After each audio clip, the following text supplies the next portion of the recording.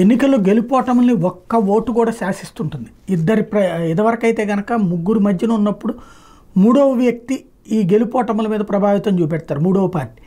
అలా కాకుండా ఇప్పుడు నెక్ టు నెక్ జరిగింది కాబట్టి ఒక్క ఓటు ఒక్క సీటు కూడా లెక్కలోకి వస్తుంది. ఇలాంటి దశలో దింపుడు కళ్ళెం ఆశ అంటారు. గెలుస్తామా లేదా అన్నటువంటి భయంతో ఉన్నటువంటి వైఎస్ఆర్ కాంగ్రెస్ పార్టీకి ఒక ఆశ ఏంటంటే ప్రభుత్వ ఉద్యోగులకు సంబంధించినటువంటి అంశం.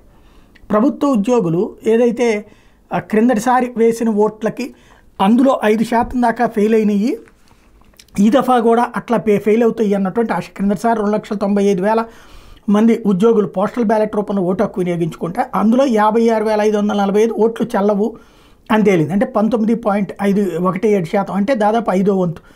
ఈ దఫా 4,42,218 మంది వినియోగించుకున్నారు. ఇందులో సచివాలయ ఉద్యోగులు కూడా ఉన్నారు కాబట్టి ఆ ఓట్లు తమకే పడతాయి అన్నటువంటి నమ్మకంతో పాటుగా ఏదైతే మిగతా వాటిట్లలో ఎక్కువ చెల్లకుండా పోవాలని కోరుకుంటుంది అన్నమాట.